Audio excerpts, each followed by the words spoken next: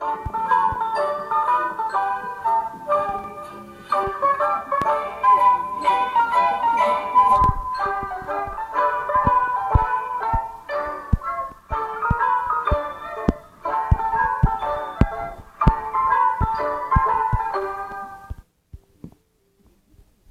alone with dad, so I make me own lunch. I can eat what I want, so I pick the best of mine. I pick up ham and chocolate chips and stick them in the bread. If you need a little sauce, I say maple and bread. Home alone with dad, so I make me own lunch. I can eat what I want, so I pick the best of mine. I pick up ham and chocolate chips and stick them in the bread. If you need a little sauce, I say maple and bread.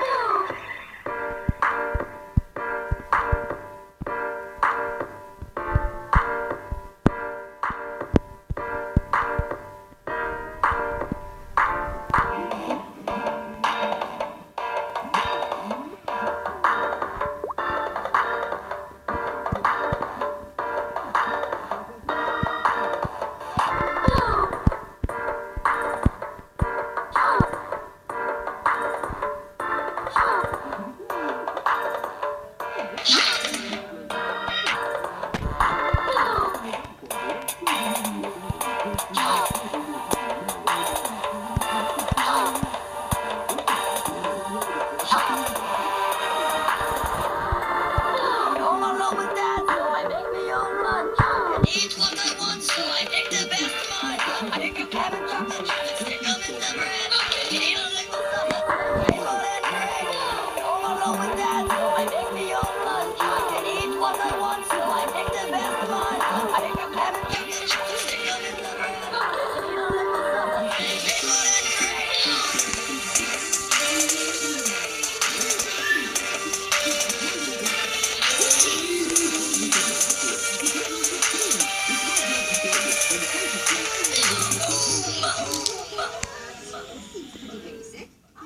Choose your magic sword. Electric eel magic We enjoy it while we can. We enjoy it while we're kids. We enjoy it while there's still time to make the most of it. We go around the block and we go to find the wall. The people think we're done, so they give the cops a call. Police get away with the ghost into public space. Turns out we were loitering, just standing in one place. I don't wear a suit or a stupid tie. I just buy clothes that I still look fine. It looks like you got a leg dance fine from a wiener dog. Yeah, well, you are. And when I don't, I'm a comeback. I can always cry. We enjoy it while we can. We enjoy it while we're kids. We enjoy it while there's still time to make the most of it. I'm allowed to eat candy. It's okay to be chubby. It's called baby fat. That's how my mama likes me. And I don't need to worry about the calories I ate. Cause I'm just a kid with a crazy metabolic rate. Too far. Don't you ever worry about the cavities in your teeth. Who cares if they fall out? I got the ones underneath. I gave it 10 to them. Cause I look so cute. Where any steps in from, it just doesn't compute. We don't have to worry about making ends meet. We just throw things in the bucket that we like to eat. Cause when you're still a kid, everything is magic. You don't know it yet, but it ain't pretty tragic. We enjoy it while we can. We enjoy it while we're kids. We enjoy it while there's still time to make the most of it. We don't have to worry, cause we don't have jobs. We can sit around all day and hang out just like slobs. We don't freak out about resumes and skills, cause we don't have either. We got no bills. We got all the time that we wanna kill. What time is it? It's time to chill. What do you think you're doing? Just enjoying not having a job. Well, you can't stay here. Why? Because the sight of our freedom hurts your adult feelings. No, kid, you're gonna have to move because... When you're still a kid, being sick is cool. Mom gives you hugs and you don't have to go to school. Staying home on TV all day, slacking off. If someone checks on you, just give them a little call. Are you alright?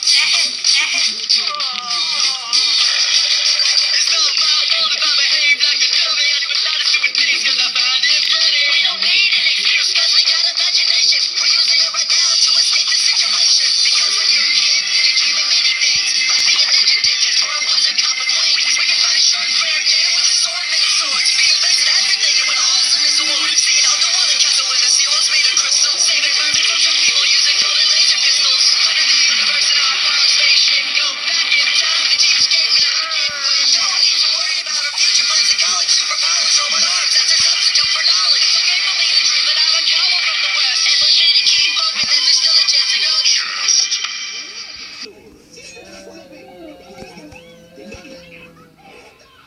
Dream of taking this amazing one of a kind I always loved Cartoon Network when I was growing up. It was my favorite channel to watch. Even today, it has some good shows like Adventure Time and Regular Show.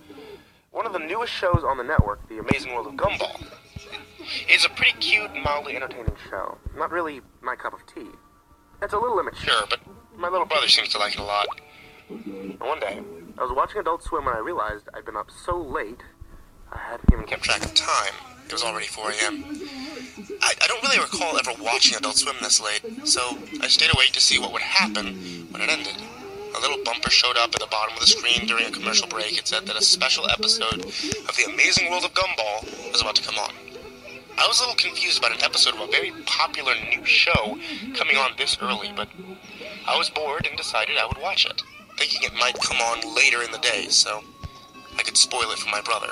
Sort of mean, I know. The flashy and energetic intro theme played, and although it was played a little differently than I recall, the music was a little different, and the show's logo wasn't animated. Its colors were done rather sloppily as well, almost like something a little kid would do on a doodle board or a glow board. I ignored it, assuming that it was done just for this special episode.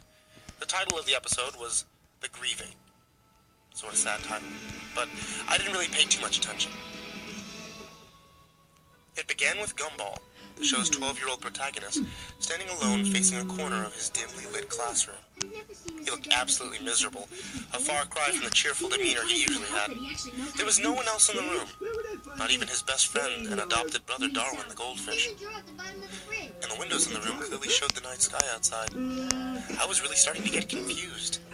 Why would he be at school at night? Why was he standing in the corner all sad and alone? After about what seemed like a minute of Gumball standing somberly in the corner, the scene suddenly changed. We were in Gumball's house. Once again, the scene is silent and a little disquieting. Richard, Gumball's enormous rabbit father, walks in from the kitchen, and he looked even more miserable than Gumball had in the previous scene. Richard isn't wearing his usual attire. He's dressed in a fancy black suit, a little uncharacteristic of him as he's usually a slob. He sighs and slumps down on the sofa and starts sobbing intensely, sounding like someone who just lost something important. Are you sure this guy's working? I was starting to get a little creeped out. It was the silly, fun cartoon that I usually looked forward to watching with my younger brother. This was something completely different. I was beginning to think that this might have been something the creators did as an experiment or something, a test of the animation or sound perhaps. No, it couldn't have been aside from the opening theme, which was still different from the final shows. The episode had been much quieter than it usually was, only the subtle sounds and very little music, and the animation was not anything to write home about either. It was done a bit like an amateur Flash on Newgrounds. The character design was somewhat sloppy and rushed looking, and the real-life backgrounds used for the show looked different. As confused and somewhat frightened as I was for some reason, I kept watching it. Poor Richard was still sobbing on the sofa as the front door opened suddenly, making me jump a bit at such a loud noise, and Gumball's mother, Nicole, a blue cat like him, stepped in. Like Richard, she wasn't wearing her usual outfit. For some reason, she was in a black dress and was wearing a pretty black hat to match. Nicole sat down on the couch to comfort her husband, although she was looking a bit saddened herself. By this point, Richard's crying had begun to get more pained and miserable sounding. This wasn't the normal cartoon crying on the show. This was realistic and almost depressing crying. I almost felt like sobbing myself. Finally, after what seemed like hours, the sad scene at home ended, as it shifted back to the school. We weren't in Gumball's classroom this time. We were in Principal Brown's office. Nicole and Richard were there in their usual clothes, looking more normal and happy than they had before, but still slightly worried. Principal Brown, however, looked extremely sad. They quietly and somberly informed them of their children. Aeneas and Darwin were not present after lunch earlier that day. They hadn't been seen at all the rest of the day. Nicole was suddenly furious at him. She began spouting various insults and calls at him that I don't think would have made it on a more mature program like Regular Show. I was laughing at this because it seemed sort of funny for Nicole to flip out in this manner and start swearing like a sailor in a G-rated cartoon, but my outlook soon changed when Principal Brown told her something else. After she finally had quieted down, his eyes began to tear up as he informed them they eventually were found. But they had not been found alive. He then went into graphic and nearly nauseating detail describing how their bodies were found, their parents sitting in utter shock. I could hardly believe what was happening. How could such a cheery and fun kids show be taking such a dark and twisted turn? I was considering turning the television off, but I was too scared to be left in the dark by now.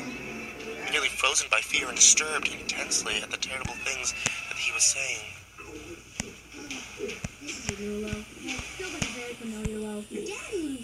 Another flashback. The scene was earlier that day, and the animation in the scene was even worse than earlier. They said it was very uncharacteristic of both Darwin and Aeneas to go skipping school like delinquents. Darwin was a little naive and a bit ditzy, but he was a good kid, and wouldn't have even dreamed of doing something like that. And Aeneas was even less likely to run away. She was a straight-A student, despite being only 4, which also a defenseless 4-year-old girl was missing, as well as an older boy. The school had been thoroughly checked, so the police started to search the heavily wooded area outside of the school. It took little time for the police to discover the horrifying fate of Aeneas.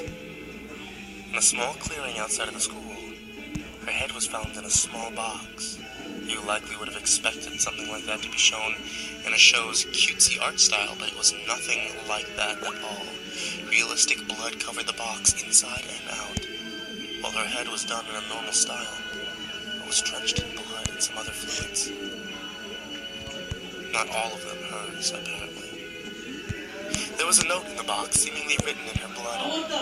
It was never stated during the episode what exactly was written on the note, but apparently led to the rest of her remains, and Darwin's heavily mutilated corpse. What I remember most about this scene was how out of place it seemed. All the blood and gore from Darwin and Aeneas' slaughtered and dismembered remains were done in a very realistic and disturbing way. It looked like the scene had been taken from a crime scene photograph done by professionals, not something from a cartoon. The way the scene was animated was different from most of the show as well. You may know that characters from the series are done in vastly differing animation styles, from flash animation to CGI, and I think that there's even a character done by somebody putting their chin upside down to make a face. This particular scene wasn't like anything I'd ever seen in the show before.